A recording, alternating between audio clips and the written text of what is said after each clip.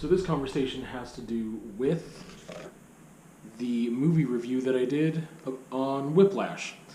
I started getting into some things there that I was like, oh, this would be a really good conversation. So that review went longer than I thought. It was about a half hour. And it wasn't because I just went and recapped the whole movie or anything, because if I do that, it's bound to take a half hour, if not more. But I started to boil it down to what is the essence of the movie, and I came up with the phrase of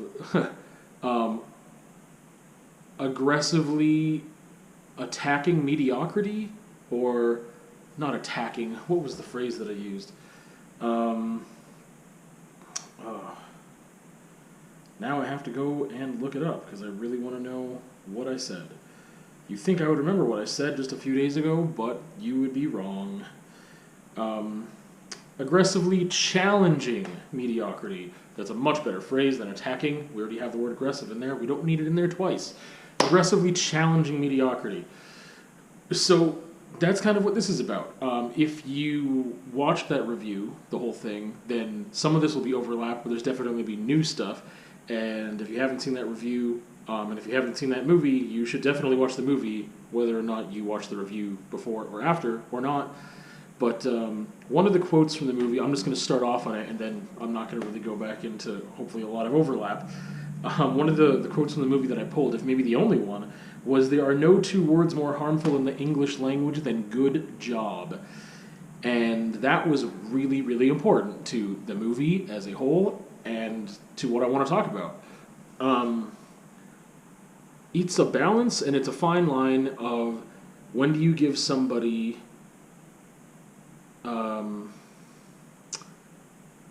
I can't think of the phrase right now. Affirmations. When do you give someone positive reinforcement? That's the thing. I find that, if I want to talk about mediocrity, I mean doing the bare minimum. But everyone's minimum is different. And doing the bare minimum, just like this is what's expected, these are the basic rules, or these are the basic expectations, or this is what you need in order to sustain life, and that's the bare minimum. But I mean, people, you can sustain life by being homeless, you can sustain life by not having a job. Like, those things are possible because you can live, but that's where everyone's lines are a little different. So, I'm discussing, positive reinforcement in this aspect is difficult for me. I find it very hard to do. It's just not it's just not natural. It's not natural for me just to be like, oh wow, like that was really great. Like, I think I need to be better at doing it, but I also understand why I don't do it and why it's not natural for me. I commend people on greatness. I have no problem doing that. That is natural to me. I have a hard time commending people on, good job. And that's where that distinction is, because I don't think that's how Fletcher in the movie is defining it. Like, I think he thinks giving any type of positive reinforcement is horrible, which we'll get into, which I don't agree with. But I do see a difference between good and great. And the closer we get to great, the more I feel comfortable being like, wow, like you are really impressing me right now, and I have no problem, and it's very natural for me. I don't need to be told or reminded to tell you that you were doing amazing. I really like what you did. You solved that problem. You pushed through. You asked questions when you didn't know the answer. You challenged yourself. You whatever. You're finding your way out of this mess. Those are great things. And the thing is that you want someone to get to great, and sometimes it's you need to give them positive reinforcement before they can get there. Depends on the person, depends on your relationship. But if we're talking about like a teacher-student type of relationship, or a parent, that's the thing, the same thing, parent, child, or even with partners, sometimes you're in more of a teaching position and in a learning, or someone is maybe learning from you, or even as a partner, people sometimes expect positive reinforcement for doing basic tasks, and I'm just like, it's just sometimes there's just nothing. I'm just like, oh, cool. Like, I'm glad you got that done. That's great. Like, it's not meant to be sassy, but I don't really have a lot of like, oh wow, I'm really glad you got out of bed this morning and took a shower. Again, that might be really difficult for some people to do. So it's just really, those are the types of things where I'm like, that's kind of like a bare minimum requirement, and That's kind of what I function at, and it's no matter how bad I feel, that just tends to be a thing that I need to do so I don't descend into too low. I've just never gotten to that point. We're all different people. People have different challenges and different things that are difficult for them, and so I understand why sometimes something like that might need some positive reinforcement because that's been something that's challenging for them. But all that aside, the thing is that this is horrible for me to compare. If I'm empathizing with Fletcher, if you've known me long enough, you can see like, okay, yeah, that makes sense. But there's a balance. I'm not on his level. I never want to be on his level. He's much too extreme. And that's, if this is the middle and Fletcher's over here, I'm probably over here, which is still not where a lot of people are here. But that's I don't know. There's some things, like I said, I want to get better at giving positive reinforcement.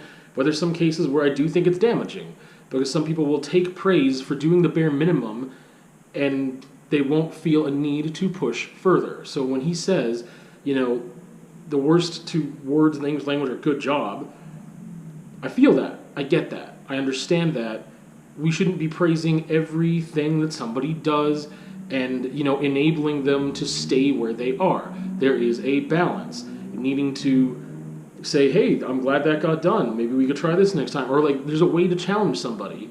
And again, knowing the person that you are challenging and knowing how to do that in a way that they'll respond to it is part of it's part of that relationship, whether it's a teacher-student relationship or a partner relationship or a familial one or whatever, that you need to know the person that you were trying to challenge.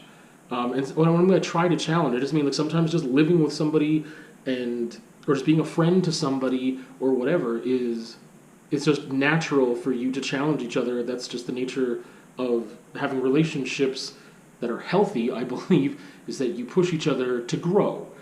So it's not always like you're setting out to teach someone this life lesson they need. It's not like that. But just like good relationships challenge each other to grow and get better separately and together as a unit, whatever that is. So yeah, positive reinforcement is something that I definitely struggle with. It's just not supernatural for me just to be handing it out left and right and just being like, wow, you did so great today and good job and whatever. Again, great is different than good, and I want people to reach excellence and I want to push people to do that, myself included. And I struggle with that. Absolutely I do. In a lot of areas, and maybe that's why it's on my mind so much more, because I am actively trying to work on that aspect of myself constantly. So I see that in other people immediately. It's one of the first things I see. Do you have drive? I care about that a lot because I struggle with it.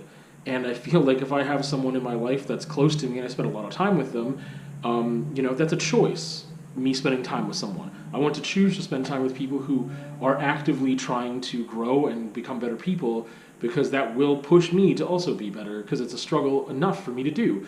And if someone is there that is really lazy or doesn't care or doesn't have a passion for life, or wants to continue to learn and grow, and they're just happy being stale, I don't want to spend time with that person. It's going to drag me down because I'm choosing to spend time with someone who's not pushing me, and every time I'm in the moment with them, I am also stale.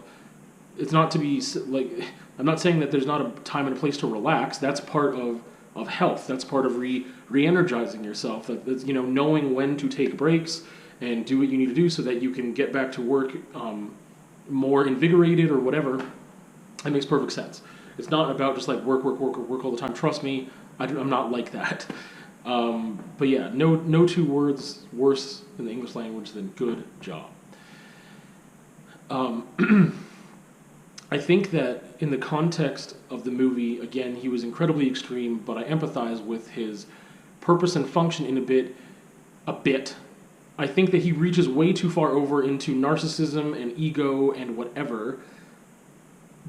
And he is very much of if you aren't pushed, you'll never rise to the occasion, which makes complete sense because it's true. If you even just quit all the time, if you have too much of a safety net, if whatever, you don't have an opportunity, you're not giving yourself an opportunity, or people aren't giving you an opportunity to grow as a person and rise to these challenges, right? So he goes out of his way to challenge people more than he needs to, and I think part of it is just him being a bully and picking on people, absolutely, and I don't dig that at all. I don't condone that.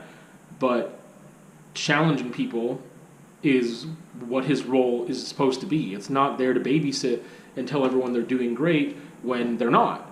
I think that honesty is a huge part of what's needed, and that constructive criticism is something that a lot of people have a challenge with. Part of it because they're not faced with it early on, or from their parents or teachers or whatever settings they're in growing up. And then when someone starts to do that, they're just like, what do you, like, they get defensive. And obviously there's methods that make more sense. You have to choose your words wisely and have a nice volume and tone, be able to know the person you're speaking to so that you can appropriately give them constructive criticism. But that's the thing, it's just in my nature automatically to just be like, if something was wrong, why would I not say something? That's really difficult for me to do. If someone did something that's just like, oh, well, like, actually, this is the thing that should have happened, or this is what we agreed on, and it doesn't really matter, it's not a big deal, but I'm just letting you know because that's not what was supposed to happen. But then maybe they have an opportunity to correct that for next time and things can go a little smoother, even if I'm flexible on it. And that's the thing where it's really difficult for me, where people are like, oh, you just don't let anything go. I'm like, it's fine. Like, some things are just fine, but I'm still going to say it because they could be more fine in the future if we acknowledge that this thing could have been, or could be fixed, or that it was supposed to be different, or whatever else. And that's really difficult for people. And I know that is part of what makes me someone who is difficult to be with in a, you know, really close relationship, that it's really difficult for me to just not point those things out. But part of it is because, it's not altruism. I don't believe in altruism. So part of it is selfish on my part. Like, this person is affecting my life. I spend so much time with them, whatever the situation is, that if I can let them know, hey, maybe next time we could try this, or like, maybe you should, you know, get ready sooner, or you miscalculated, or whatever, because they're also making me late, or they're, whatever the interaction is, or whatever the activity we're going to do could have gone smoother if we had planned things a little better, or, you know, so there's definitely a certain selfishness in that, because I want my time to be a better time. But also part of it is just like, hey, like, I'm giving this person some unsolicited advice most times on how the situation could have been different, and if they took it and they wanted to work on that, that would be great. Obviously, there's some times where there's certain things you can't work on, there's certain things you can't do, there's certain things that people don't care enough to do, and all of that is a conversation that you need to have, and communication, and then maybe you stop pointing things out because you know that that person doesn't want to change those things. Off the rails. So, in the movie, like I was talking about, this is a teacher-student relationship, and this guy, just speaking about off the rails, I mean, he goes so extreme and so off the rails. Like I talked about narcissism and controlling and ego and bullying, and that's way too far.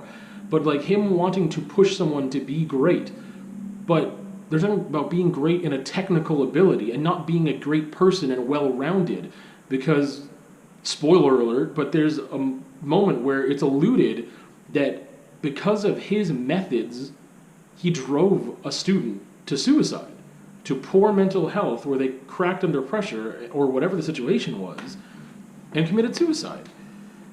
And like, obviously that's not teaching someone to be great at life, or to succeed in life, or helping someone because you really care about them. I think a lot of his stuff was driven by ego as well. It's like, I want to say that I taught this student, and this student is the next so-and-so, and they are one of the greats, and they can come back and say, Fletcher was my teacher.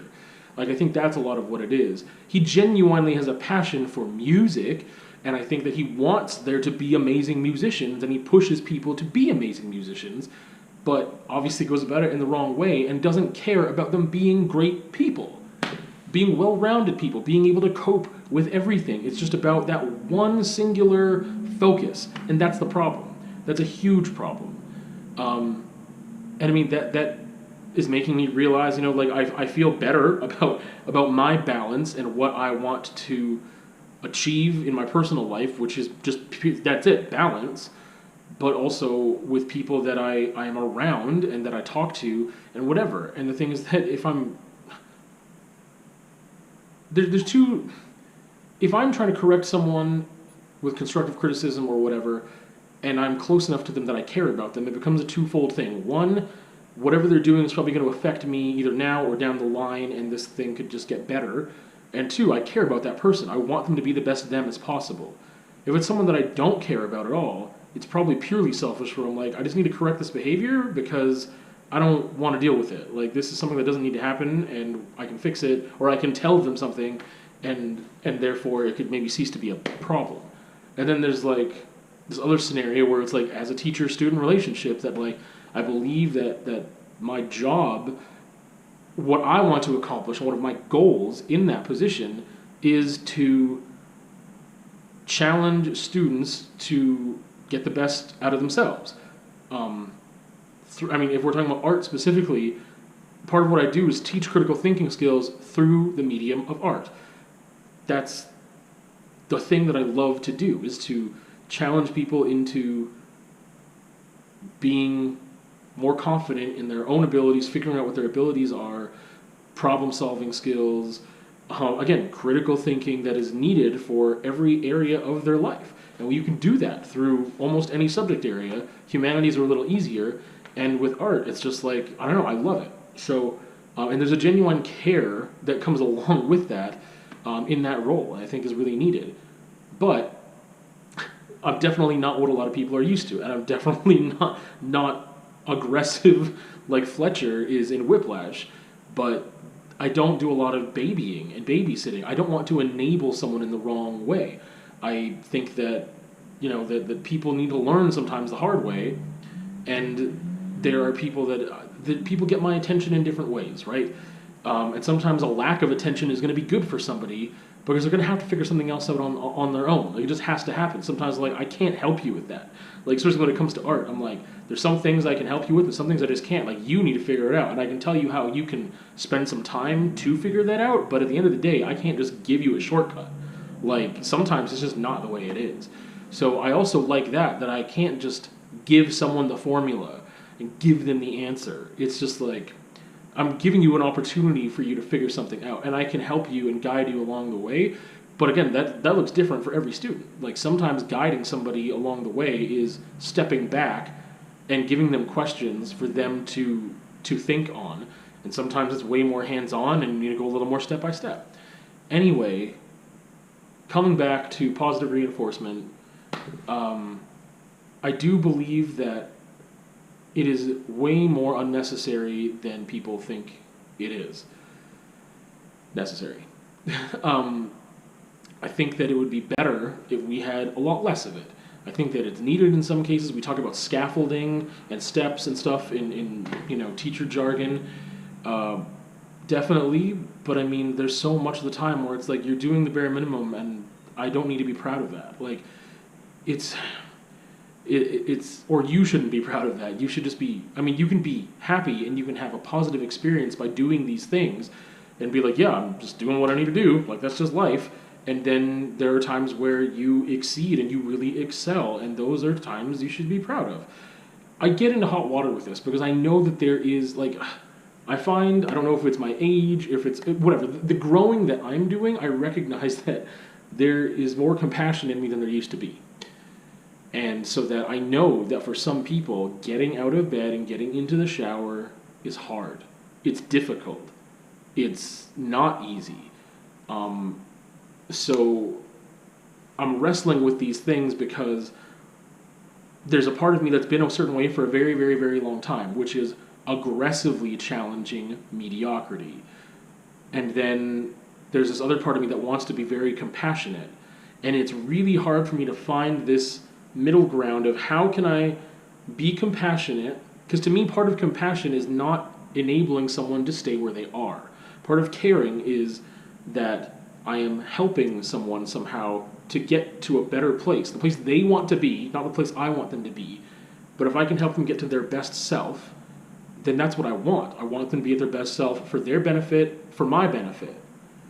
If I care about this person, we're going to continue interacting. So this middle ground here, like, this is where it gets hazy for me, because aggressively challenging mediocrity is exactly where I've been for a very, very long time. Having this compassion to recognize some people just are not capable of doing more than whatever sometimes. And you need sometimes to give them positive reinforcement and sincerity and genuine, like, words of affirmation for doing sometimes just the bare minimum. But how do you take that and add the encouragement, positive, constructive criticism, challenge, and push to come over here softly to do better? And some of that is just time and space and doing nothing. And I have a really hard time with that, admittedly. Doing nothing and letting someone get there on their own is really difficult for me unless I can see the change happening. And it's really difficult for me to just be hands off and just be like, hey, yeah, you're doing great. That's awesome. And that's it. Because usually I can see all these different steps that will probably help somebody. With overanalyzing things, that it's got great qualities, and other times it's like I see all these things and I feel like if I could just tell them, oh, like, this thing will probably help. Maybe they've already thought of it, maybe not at all. And if I can give them something they haven't thought of before, it might expedite the process. It also might cause tension between us. So that's a really difficult, murky place to navigate. So I don't want to aggressively challenge mediocrity, and that's why I chose that phrase. I get excited by it because I get excited by greatness, and part of it is because I don't feel like I'm there and I want to be there. And it helps inspire me and challenge me and push me to maybe change some things in my life, so that, because I aspire to be great. Which is a weird thing to say. It's a weird admission. I don't know why to say that out loud, but I want to challenge mediocrity for sure. I don't know what word to put in front of that anymore. Softly challenge mediocrity? That doesn't work. I want to appropriately challenge mediocrity, but that phrase isn't a strong phrase. So I don't want to aggressively challenge mediocrity, but I do want to continue to challenge mediocrity, because as much as I have difficulty with humans and how fallible that's not true. I recognize that we're all fallible. I don't have a problem with being fallible. I have a problem with people who decide to and choose to not learn and grow and do the thing that's easy, which is be stale. That's what I have a problem with. Part of it is because I have some of that in myself. But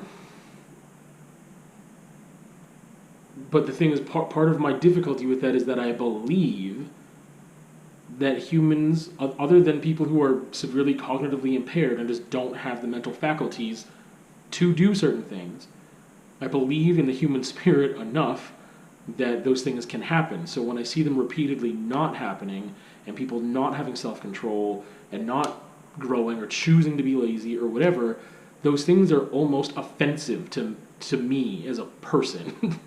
So it's a difficult thing, and like, again, it's not, that's the thing.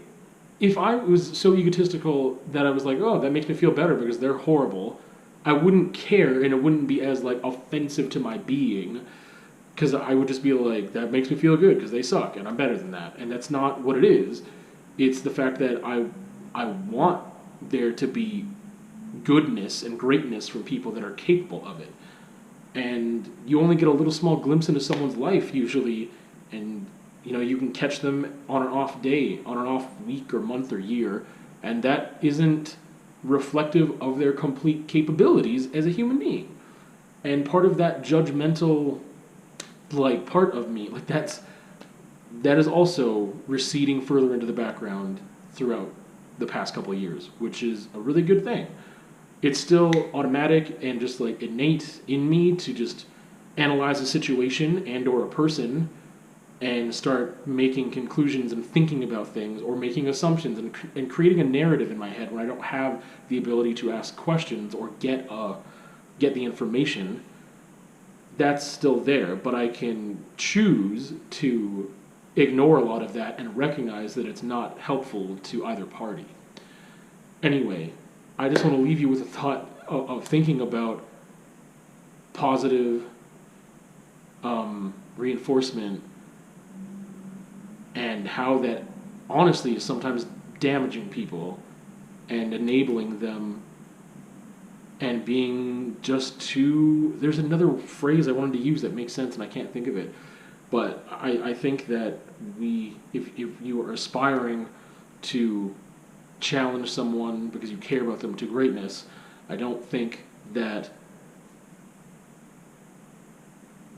positive reinforcement is the thing you need to be focusing on. It can definitely be a part of a whole within reason. And I'm still working on what do I put in front of that word. It's like when I thought of my definition of art. What is my definition of art? If I have one sentence, how can I define it? What am I including and excluding with keywords? What fits into that box for me and what stays outside? Now that I'm thinking about this phrase, aggressively challenging mediocrity, I thought it was a really strong phrase when I started this video, and then I realized I don't want to aggressively challenge mediocrity, even though it sounds really good, it sounds strong, and it sounds positive to me, but it obviously has setbacks, and I need to find another word that I feel more comfortable with, and this conversation threw that at me, so we'll see where that goes. I'll see you on another time.